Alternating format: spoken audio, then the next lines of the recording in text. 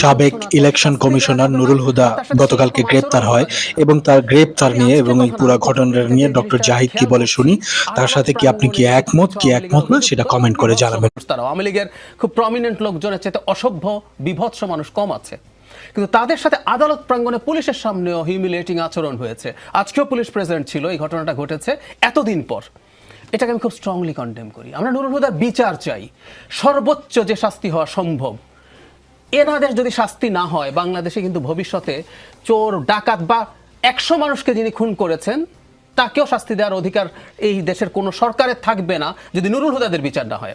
কিন্তু আমরা বিচার চাই, এবং আমি ক্যামেরায় বা ভিডিওতে ক্লিয়ারলি দেখা যাচ্ছে কে কাজগুলো করছে। আমি সরকারের কাছে দাবি জানাই, এইটা একটা ক্রাইম, এই ক্রাইমের জন্য তাকে গ্রেফতার করা হোক, শাস্তির আওতায় আনা হোক, এবং যে পুলিশ সদস্যরা ওখানে প্রেজেন্ট ছিলেন তাদেরও চরম দায়িত্বে অবহেলা হয়েছে, তাদের বিরুদ্ধে ব্যবস্থা নেওয়া উচিত। জি।